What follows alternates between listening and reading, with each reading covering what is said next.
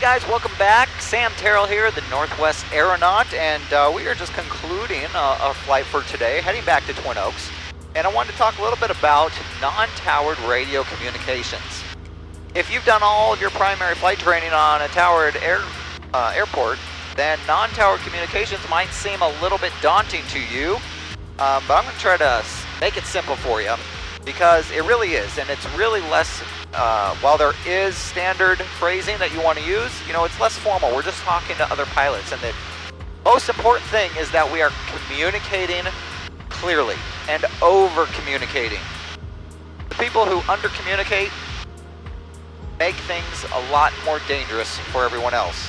So, it's never bad to over-communicate. Now, with that said, we don't want to take up the radio waves and not let anybody else talk. That's not what I'm talking about.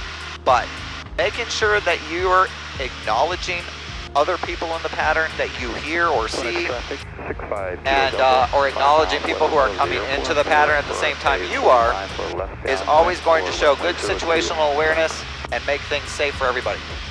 But when it comes to our standard calls for a non-towered airport, you might have heard the 3152 kind of acronym, if you will, brain helper for weather minimums. Well, for radio calls here, I use 1052, so like 152 but with a 0 in the middle. And 1052 is basically we're making a call at 10 miles, we're making a call at 5 miles, or we're making a call at 2 miles. Now, the 10-mile one is just going to be, hey guys, it's me, I'm coming, make way. It's just letting everybody at the airport know that you are on your way, and so it doesn't need a lot of information. In fact, it needs very minimal information. Basically, who you are, where you are, and what runway you intend to use. So we are approaching 10 miles now to Twin Oaks, and I'm going to make that initial call, and it sounds a little something like this. Twin Oaks traffic, CESSNA 65813, 10 miles to the south, inbound 02, Twin Oaks. That's it. We just said who we are. We just said who we are, we said where we are, and we said that we are inbound for 02. Now, when we get to 5 miles, we're going to make another call, and that call is going to have just a little bit more information.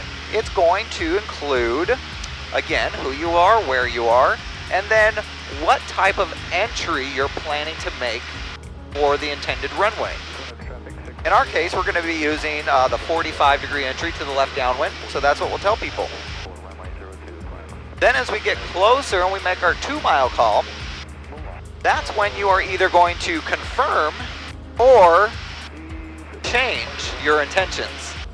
So at 2 miles, we'll make a call saying that we were either entering that 45 for the left downwind, or maybe you get there and you decide the winds are better for a different runway, or you're set up for a different entry for that runway. So you would amend your intentions on that 2-mile call for whatever you're doing. But most of the time you're just confirming and following up from your 5-mile call with what you're doing. Alright guys, so now we're about 5 miles out from Twin Oaks, and now we're going to make our call. We're going to include our intentions for how we're going to enter the traffic pattern. So that's going to sound a little something like this. Twin Oaks traffic, CESSNA 65813, 5 miles to the south. We'll be entering a 45 left downwind at 02, Twin Oaks. Alright, so we just included enough information there to let people know how we are planning to enter that traffic pattern so they can look out for us. Now here at Twin Oaks we have a little landmark. It's a nursery, a plant nursery, that is in the perfect position for us to enter the 45 onto the left downwind. So instead of making our call that we're 2 miles to the west or anything like that, I'm just going to use the landmark that we know here at Twin Oaks, saying that we are over the nursery, entering on the 45 for that left downwind here. Now again, back to the point of over communicating.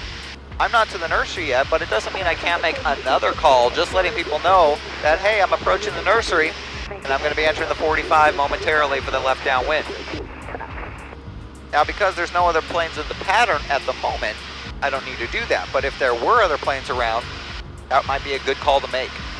All right, I see a Cub there who's entering downwind. They don't have a radio. So that's why it's important we're always looking outside. We don't have them on the screen. They don't have a radio, so we didn't know they're there unless I saw them. All right, we'll be leveling off here. We're approaching the nursery, so we'll make that call.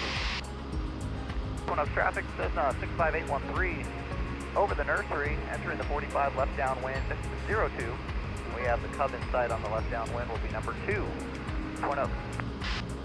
So even though the Cub can't hear us necessarily, maybe she can, maybe she has a handheld radio in there, but even though she can't hear us, it's showing that situational awareness that we see that airplane, because it helps other airplanes on the ground too.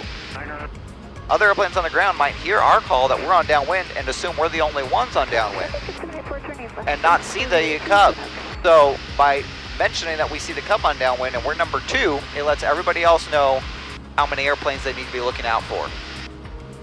All right, we're at our traffic pattern altitude. We're gonna slow down to 85 here for our downwind leg. There's the Cub.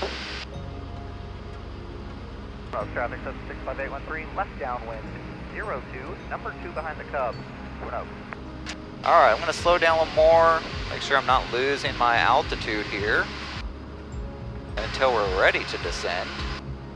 Correct that back to 1200, there we go. And I'm slowing down a little bit more right now just because of the Cub. It's moving a little slower, it's flying a wider pattern. I don't want to end up in Timbuktu before I have to turn base or final, so I'm going to slow down a little bit more than usual so I don't get too far out. All right, we'll put 10 degrees of flaps in right now. Oh, maybe that was the Cub on the radio. I didn't hear her before, but said she's turning final, so. All right, we'll start our base here. And again, I'm going a little slow, going a little bit wider of a pattern than I normally would just to give her room. Traffic says 65813, left base, 02, number 2 behind the Cub, 20. All right. Pitching and trimming for our airspeed. We want to let this plane do all the work for us. 75 here on base is what we're looking for.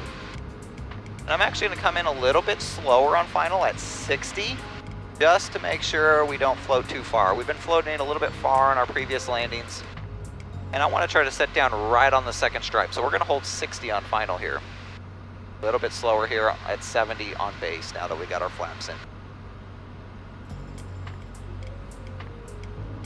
All right, final's clear. Turning final. Traffic says 65813, final 02, got the Cub on the runway in sight, 20. All right, we're going to start pitching for 60 here as we pull some power out to help control our descent. We're putting the rest of our flaps in.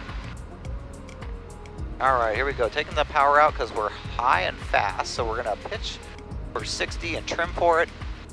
There it is. Trim is your friend, my friends. Use it to its fullest extent. There we go. 60 all the way to the runway. Hands off. Using the power to control my rate of descent. And that nose down for 60. There we go. Right in over the numbers, and we're going to set it down right on the second stripe this time. There we go. Opening our eyes up, taking that breath in with our eyes. Right there on the second stripe. Maybe just slightly past it. Not bad though. All right, we're holding that center line. I always ask my students, how wide's our runway here? And they're like, they'll either say, I don't know. Or they'll say it's 48 feet, which it is. But my answer is no, it is 12 inches. Because that is how wide our center line is. 12 inches, that's how wide our runway is. If you're not on this center line, you're not on the runway. Alrighty guys, thanks for joining me. We're going to clean up the airplane. I'm going to make a quick call. Traffic 6513, clear 02, taxiing to parking, 20. I hope that was all helpful for radio communications in a non-towered airport. Remember, keep it simple, 1052, and over-communicate, making everyone aware of what you see, what you know, whether there's someone else ahead of you or behind you. That's how everybody stays safe. So until next time, resume your own navigation. Then.